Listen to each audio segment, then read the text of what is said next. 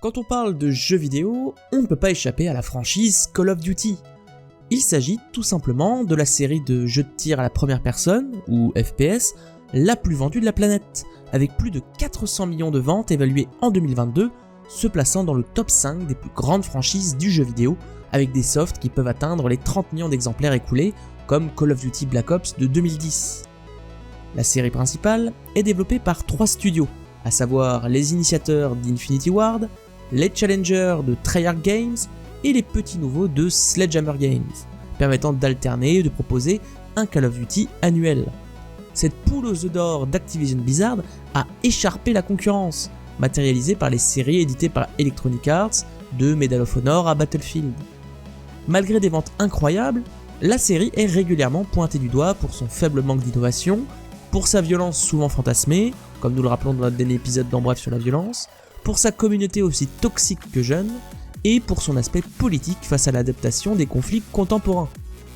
Les 20 épisodes principaux s'échelonnent donc de 2003 à aujourd'hui, il est temps de faire le point avec ce nouvel épisode d'En Bref, l'émission qui résume le jeu vidéo.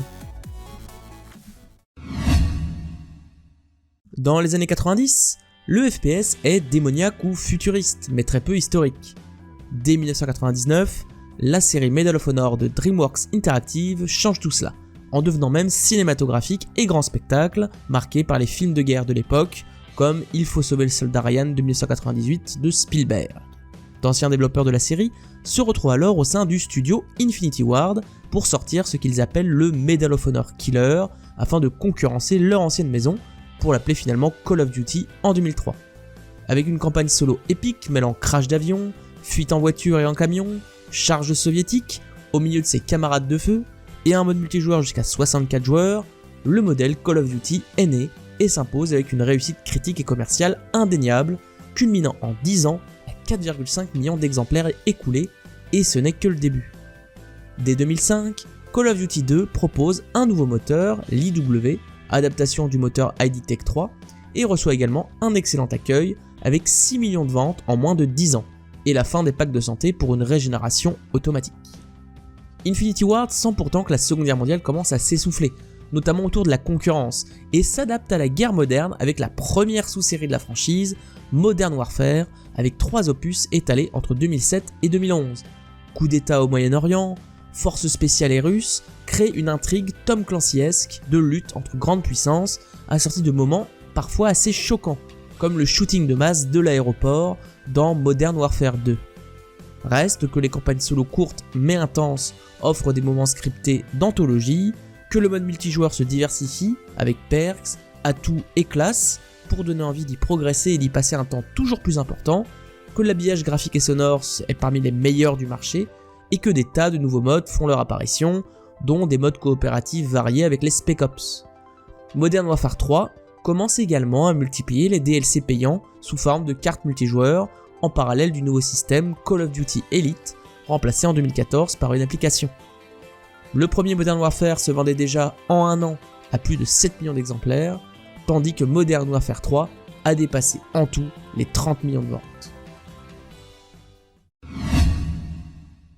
À côté du succès d'Infinity Ward, le deuxième studio, Treyarch, est le second à développer des Call of Duty à partir du troisième opus en 2006, d'ailleurs le seul à ne pas paraître sur PC, et World at War en 2008, apportant notamment le premier mode zombie de la série. Ces 2 opus restent dans la Seconde Guerre mondiale en tâchant d'adapter d'autres théâtres de conflit comme celui du Pacifique de World at War, sans être de moindre qualité que les opus d'Infinity Ward. Mais c'est surtout à partir de la sous-série Black Ops qu'ils fondent leur marque de fabrique. Ils y emmènent le joueur dans de multiples conflits en pleine guerre froide à compter de 2010, mais aussi dans le futur à partir de Black Ops 2 en 2012. On y retrouve des extensions du mode zombie, de plus en plus ésotériques avec des cartes à objectifs multiples, et globalement les mêmes forces et les mêmes faiblesses que les Call of Duty, à savoir un multijoueur fun avec plein de modes de jeu, une campagne courte, mais aussi une répétition qui finit par s'installer entre les opus. Black Ops 4 en 2018 est accueilli moins favorablement que ses aînés, la faute notamment à un manque de campagne solo, remplacé par un mode Battle Royale. Mais Black Ops Cold War en 2020 rattrape le tout, avec une histoire à plusieurs fins, une première pour un Call of Duty. Les ventes restent excellentes pour la série. le premier Black Ops est le Call of Duty le plus vendu avec plus de 31 millions de copies écoulées, suivi par Black Ops 2, 3 et Cold War, dépassant chacun les 25 millions de copies. Un troisième studio rejoint l'écurie Call of Duty après avoir plutôt officié en back-office, Sledgehammer Games. L'histoire a plutôt bien commencé avec Advanced Warfare en 2014 qui embrasse un gameplay centré sur l'armement futuriste avec différents exosquelettes et de nouveaux mouvements que ne dénieraient pas les Titanfall de Respawn Entertainment, et un retour aux racines de la Seconde Guerre mondiale avec World War II en 2017, plutôt bien accueilli. On y retrouve également le mode zombie. Malgré ses premiers débuts et un World War II écoulé à plus de 19 millions d'exemplaires, le studio sort Vanguard en 2021, unanimement considéré comme un opus médiocre, la faute toujours à un manque criant d'innovation.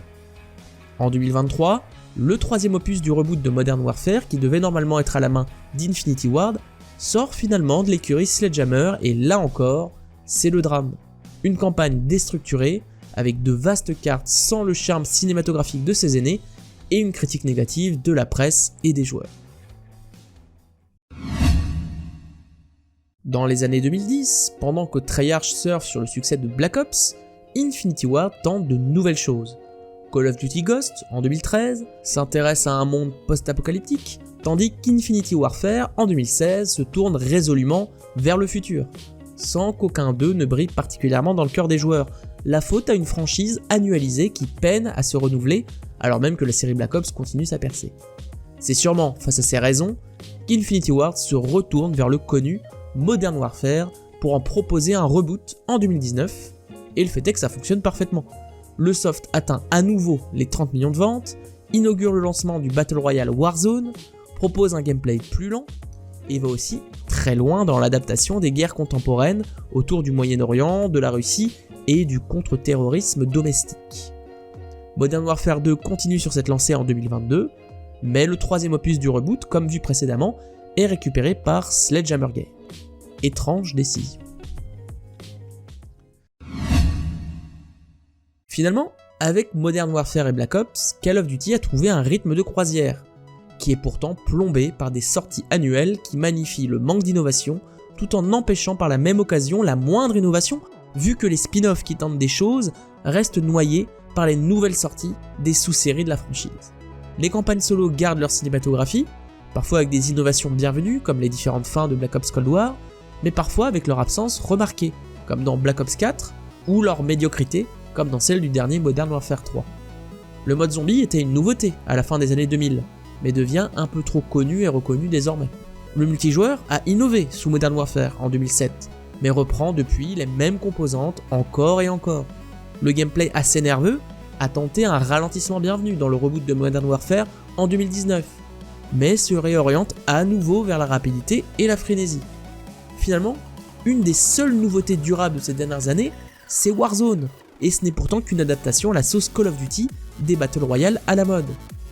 Le manque d'innovation a beau tuer à petit feu la série pour la critique, reste qu'elle continue de se vendre extrêmement bien chaque année.